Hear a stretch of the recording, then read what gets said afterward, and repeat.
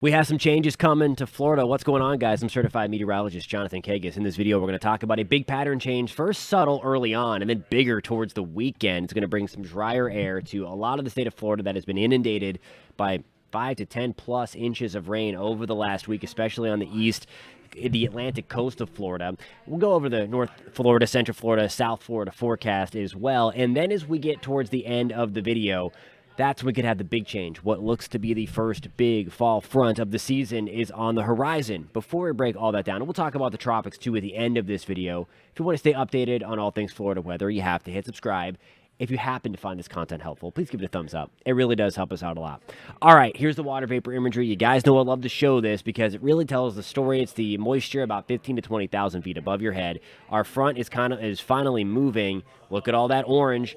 That is the drier air that continues to spill right on down the Florida Peninsula. Now, it's not going to gobble up every single rain chance by any means, but as we get into the afternoon, it is going to limit those rain chances, even though we do at the surface have that flow right off of the Atlantic, helping to generate a few little downpours, mainly along the coast. So this is 4 o'clock, and this is where we're going to be dealing with most of our rain. Again, this is going to be 4 o'clock on October 2nd, Monday, with a few scattered thunderstorms in South Florida extending back out towards the Bahamas. And now we have these little guys kind of developing over the Atlantic and then moving inland. That is all because of the flow at the surface off of the Atlantic Ocean. Note where all the cloud cover is. It's way down south.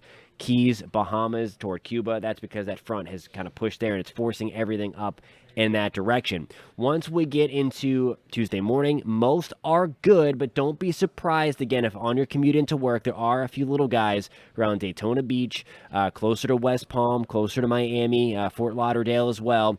Just trying to sneak on shore here with that breeze out of the east. That is 2 o'clock. It's the same story. The closer you are to the Atlantic coast, the slightly better opportunity that you are going to have to see a little downpour. A rogue lightning strike is possible, but we're really not looking for that. It's just mainly a quick-hitting downpour over the next couple of days. All right, so your pinpoint forecast for North Florida, the Panhandle. Look at that. Hardly a shot of rain. Temperatures back to the mid to upper 80s. Lots of sunshine. Rain chances near zero. Again, close to the coast. Jacksonville, St. Augustine. That's where we're going to have the slim opportunity for a few passing downpours. Now, once we move to Central Florida, rain chances pretty much holding tight. Some of these could try to push inland through the day. Rain chances at about 20% inland, more like 20 to 30% closer to the coast as we'll watch for those downpours to get moving. Tampa, St. Pete Beach, our rain chances are pretty much zero as we are way far away, of course, from the Atlantic beaches. All right, 20% shot in Fort Pierce. Same for West Palm. Fort Lauderdale, 30% chance. Gulf side, Southwest Florida, rain chances, again, hard to come by. I know we could use some rain. Who's ready for a cold front? South Florida, we still might not really get this one. It's going to be better than the last one. I do think we are going to dry things out and we're going to lower the humidity a little bit. But by and large, Central Florida and North Florida, I think we have our first big front of the season. We had a taste of it a couple of weeks ago now, a couple of weekends ago. Was it last weekend? Not this last one, but last weekend. We had a taste of it. Big ridge of high pressure builds, trough in the east. That is going to send some colder air down behind that cold front. The bullseye of this core of the cold air is going to be coming through the Twin Cities and then out in that direction, closer to Southwest Virginia, Eastern Tennessee, Kentucky, and that is going to be pushing down in Florida. Here's what we're looking at. We're going to fast forward to Saturday. So this is going to be 6 days, 7 days, 5 days away. One of those days. The weekend, the upcoming weekend. That's 4 o'clock. It's Monday. Need more coffee. Here is 4 o'clock. There you go. Highs in the 50s in Minneapolis, in the plains.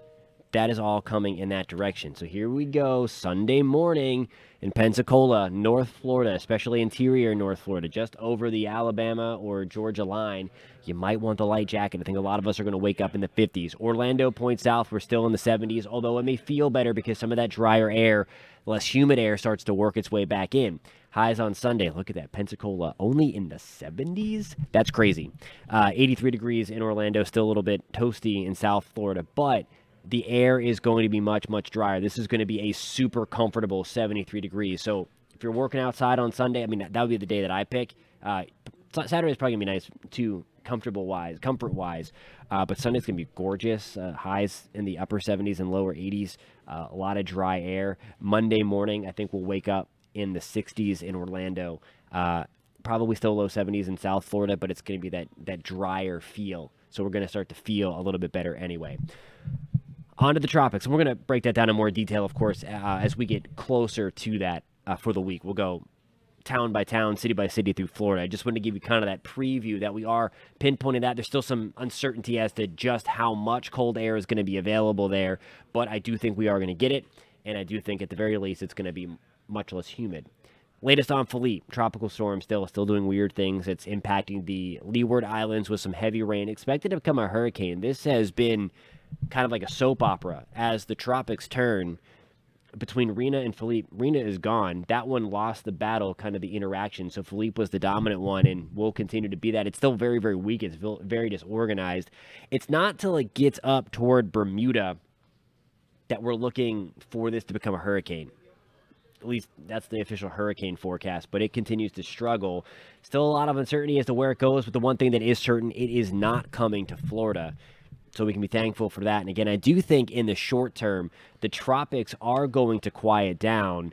I think, though, we're going to have to be on guard towards the middle part of October. So there's the latest of Philippe. And I do want to give you kind of like a little long range look here at the tropics.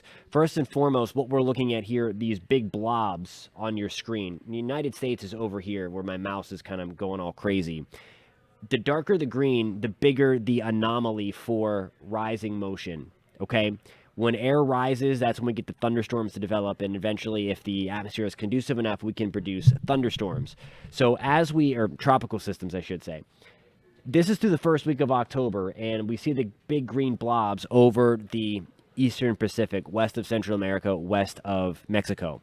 I would expect that over the next week to 10 days that we get at least 2 systems to develop because of this big area, anomalous area of rising motion. This is being enhanced by something known as the Madden-Julian oscillation, by the way. It's a big convective complex that circumnavigates the globe every 30 to 60 days, and it's becoming in its favorable phase for the eastern Pacific over the next week, and that's what's going to happen.